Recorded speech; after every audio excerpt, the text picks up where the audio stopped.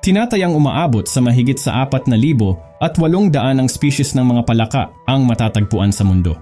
Karamihan sa mga ito ay hindi na bago sa atin, tulad ng palakang bukid o di naman kaya ay palakang saging. Pero nakakita ka na ba ng palaka na may 4 na mata? Manatiling nakatutok dahil sa video na ito ay pag-uusapan natin ang iba't ibang species ng palaka na hindi mo aakalain na nag-e-exist pala. Number 8. Vietnamese Mossy Frog. Ang Vietnamese Mossy Frog, na kilala din bilang Theloderma cortical, ay isang uri ng palaka na matatagpuan sa kagubatan ng Vietnam. Ito ay kilala para sa natatanging itsura nito at ang kanilang kakayahan na mag-camouflage sa kanilang paligid. Maliit man at cute sa paningin pero ang ilan sa kanila ay kabilang sa mga pinaka-nakakalason na palaka sa mundo. Ang pangunahing kulay na bumabalot sa kanilang balat ay kulay green na nahahaluan ng gray o di naman kaya ay brown na maihahalin tulad sa isang tumpok ng lumot. Mayroon din silang kulubot at magaspang na balat at madalas na nagbe-blend sa mga bato o lumot na ginagawang invisible ang kanilang mga sarili mula sa kaaway. Kapag may banta ng panganib, ibinabaluktot din ng mga palaka na ito ang kanilang katawan na parang bola at magpapanggap na patay upang hindi sila kainin ng mga predators. Dahil din sa kakaiba nilang itsura, ang mga mossy frog ay kadalasan na ginagawang pet at inilalagay sa aquarium upang i-display. Gayunpaman, mahalagang pangalagaan ang kanilang species upang mapanatili at hindi maubos ang kanilang populasyon. Number 7. Scrotum Frog. Ang Lake Titicaca water frog o mas kilala sa tawag na scrotum frog ay karaniwang nakatira malapit sa Lake Titicaca sa South America. Ang pangalan na scrotum frog ay hango sa kanilang itsura, kagaya na lamang ng maluwag at kulubot nitong balat na kahawig ng scrotum ng isang lalaki. Ginugugol ng mga aquatic frog na ito ang halos buong buhay nila sa ilalim ng tubig at ang kanilang balat ay tumutulong sa kanila na makapag-absorb ng oxygen kaya nagagawa nitong makahinga sa ilalim ng tubig. Kapag hahawakan mo naman ang mga palaka na ito, ay naglalabas sila ng puting likido na may pangit na lasa kaya naman hindi ito magugustuhan ng mga predators. Bilang karagdagan, marami sa mga lokal doon ang hinuhuli ang mga ito upang kainin at gamitin sa medisina, tulad na lamang ng isang klase ng inumin kung saan ang balat ng isang palaka ay inihahalo sa isang tubig kasama ng maka at honey at nilalagay sa isang garapon. Pinaniniwalaan na ang inuming ito ay nakapagpapagaling ng iba't ibang klase ng karamdaman. Dahil din dito, isa ang mga scrotum frog sa malapit ng maubos at patuloy na bumababa ang kanilang bilang sa mga nakalipas na dekada. Kaya naman, ilang grupo ng mga international scientists ang nagsama-sama upang iligtas ang isa sa mga hindi pangkaraniwang species ng palaka na ito.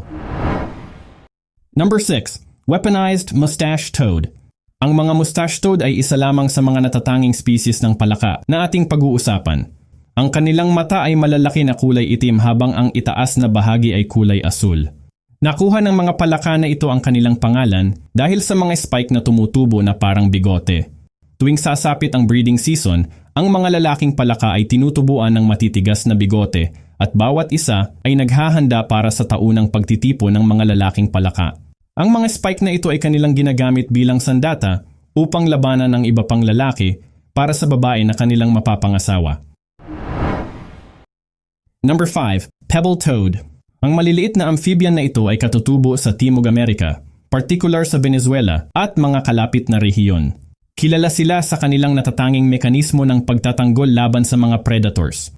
Bukod sa maliliit nitong sukat na umaabot lamang ng 2 hanggang 3 sentimetro, hindi rin nakakatalon ang mga ito upang mabilis na makalipat ng lokasyon. Dahil dito, ang mga pebble frog ay nakapag-develop ng isang paraan upang makatakas mula sa mga predators.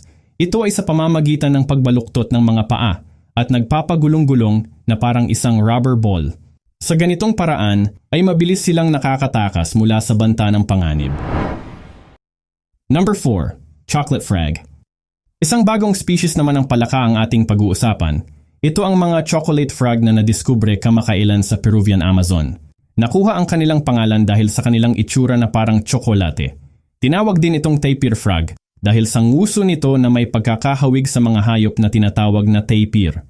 Ayon sa mga mananaliksik, ang chocolate frog ay kanilang hinukay matapos silang makarinig ng beep-beep na mga tunog. Matapos nga ang 20 minuto ng paghuhukay, ay dito na lumitaw ang mga palaka na ito. Maliliit lamang ang mga ito at hindi pa aabot ng 1 sentimetro ang sukat. Number 3. Suriname Horn Frog. Ang Suriname Horn Frog ay isang uri ng palaka na kilala rin bilang Pac-Man Frog dahil sa kanilang hugis na parang si Pac-Man, isang kilalang character sa video game.